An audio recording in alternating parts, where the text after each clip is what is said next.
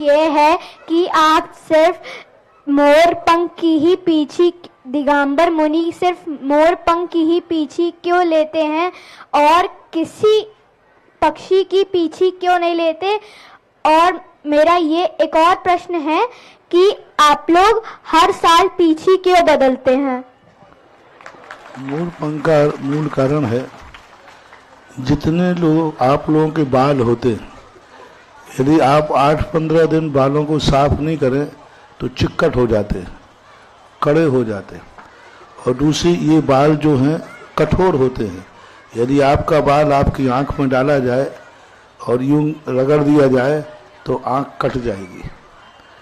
सारे जितने लोग होते हैं तो वो जीवों की हिंसा करने वाला हो जाता है। अन्य पक्षियों के जो बाल होते हैं वो इतने छोटे होते हैं, इतने छोटे होते हैं कि हम 2-3 बार ही लगाएंगे तो खत्म हो जाएंगे। मयूर पंख के बालों में 5 गुण होते हैं।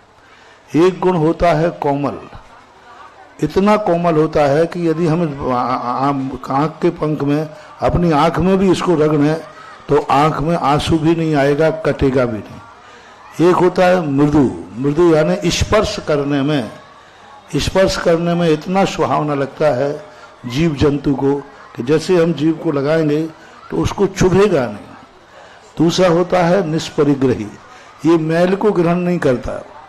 आपके बालों में, किसी के बालों में, गाय बैल के बालों में आप देखना मिट्टी लग जाए तो गुलटा बन जाते, उसकी मिट्टी बन, ये नहीं पकड़ते। साल भर में कितनी भी गंदगी में गिर जाए, कितनी मिट्टी लग जाए, जैसी सूखेगी हम यूं झड़ा देंगे, इसका मैल गिर जाता है।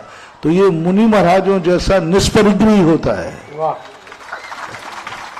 मुनि महाराज जैसे परिग्रह ग्रहण नहीं करते, जैसे मान लो इसको ले भी रहे हैं, मान लो घड़ी को ले भी लिया तो हमें परिग्रह का नहीं, ये छोड़ दिया, ऐसे ये मैल को छोड़ देती है, हल्की होती है।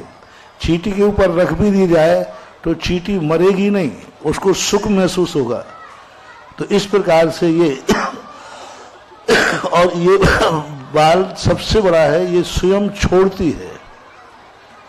और जो पंख हैं वे कोई पक्षी छोड़ते नहीं हैं, उनके पक्षी के पंख गिरते हैं।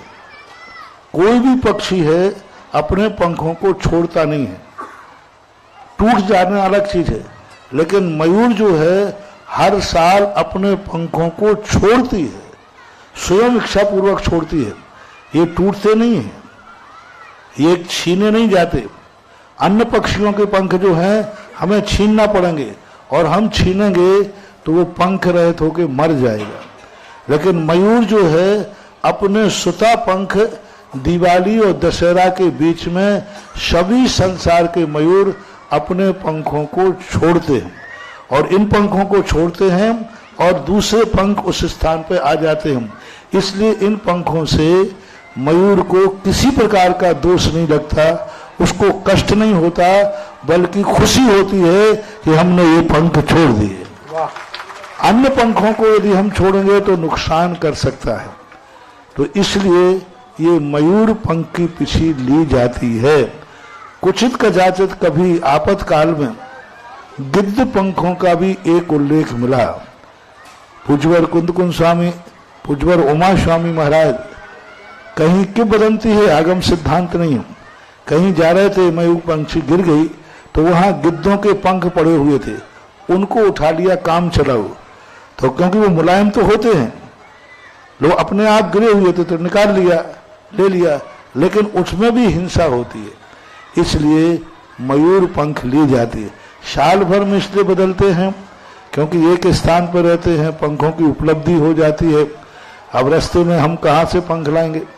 पहले हम जंगलों में रहते थे तो उस समय नहीं बदलते थे, एकदम जो पुराना हो गया निकाल दिया, नया उसमें लगा लिया। आजकल की व्यवस्था, इसलिए ऐसा मानना चाहिए मयूर पंख के ये 5 गुण होते हैं।